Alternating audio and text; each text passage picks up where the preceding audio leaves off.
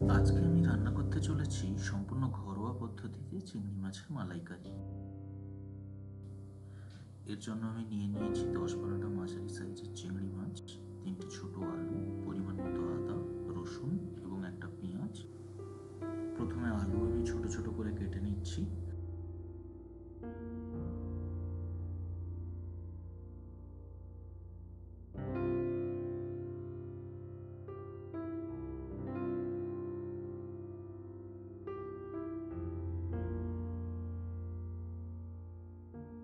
এবং আদা আর পেঁয়াজটাকে একটু জাস্ট চপ করে নিচ্ছি, কারণ এটা আমরা একসাথে মিক্সিতে বাটবো। আর নিয়ে নিচ্ছি কিছুটা নারকেল, 4টে কাঁচা লঙ্কা, টমেটো একটা। নারকেলগুলো একটু ছোট করে নিচ্ছি মিক্সিতে, যাতে বাটতে সুবিধে হয়।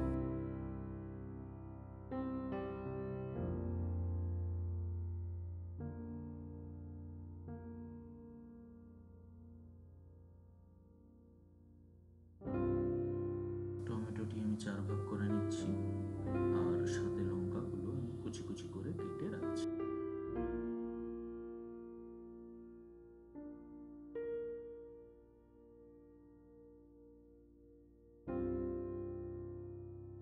কড়াইতে তেল গরম হলে আলুগুলো তুলে দিলাম ভাজার জন্য।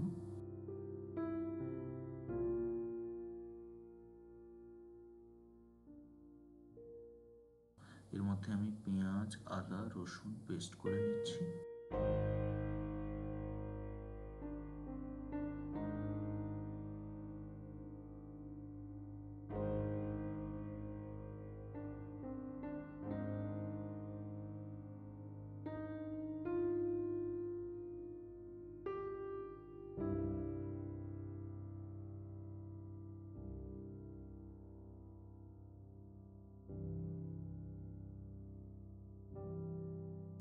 আলুগুলো ভাজা হয়ে গেছে, মোটামুটি মিডিয়াম ভাবেই এভাবেই ভাজবেন আপনারা। এবং আলু ভাজা হয়ে গেছে, এবার আমরা চিংড়ি মাছগুলো ভাজার জন্য তুলে দেবো।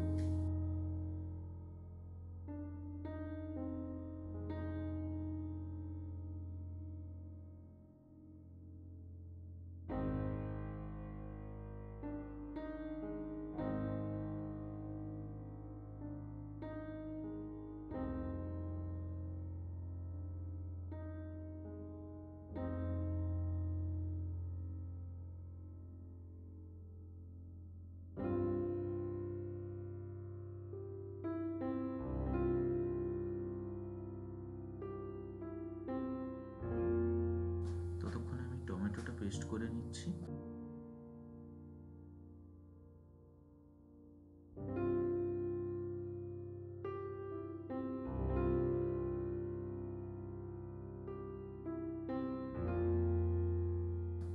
চিংড়ি মাছ ভাজা হয়ে গেছে, এবার আমি ওই তেলে শুকনো লঙ্কা এবং গোটা জিরে দিয়ে একটু নেড়ে পেঁয়াজ আদা রসুন পেস্টটা দিয়ে দেবো।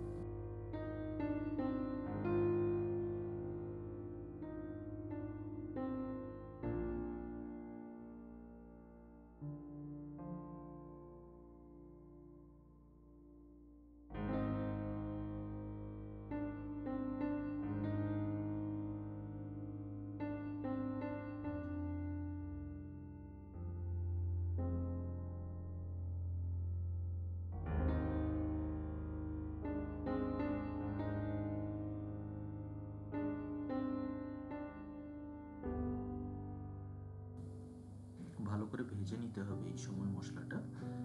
ভাজা হয়ে গেলে আমি টমেটো বাটা দিয়ে দেবো এবং আবার কষতে থাকবো।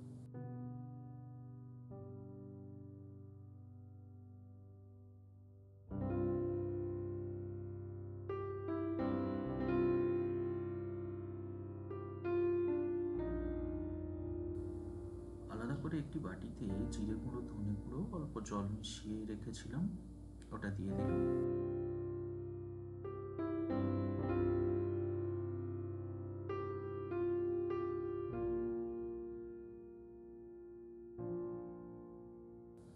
পরিমাণ মতো হলুদ, লবণ মিশিয়ে ভালো করে মশলা কষিয়ে নিতে হবে।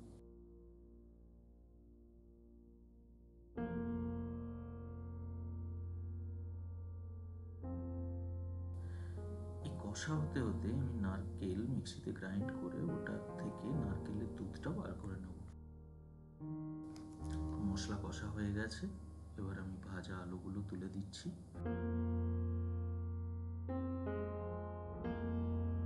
সাথে ভাজা চিংড়ি মাছগুলো।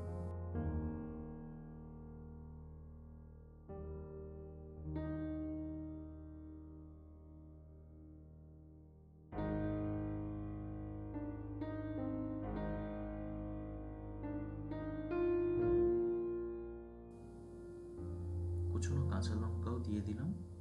এবারে ভালো করে নাড়তে থাকবো। ভালো করে একসাথে কষা হয়ে গেলে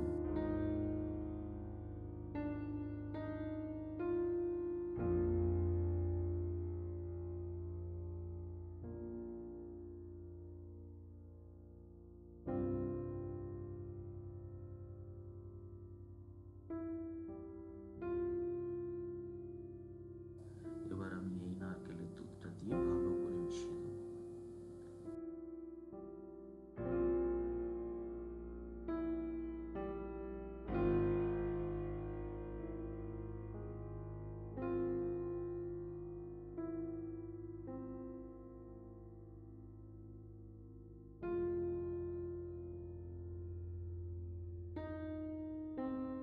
এই সময় আপনারা দেখে নেবেন, যদি জল দেওয়ার প্রয়োজন হয় পরিমাণ মতো দিয়ে দেবেন। তারপর কিছুক্ষণ ঢাকা দিয়ে দিচ্ছি।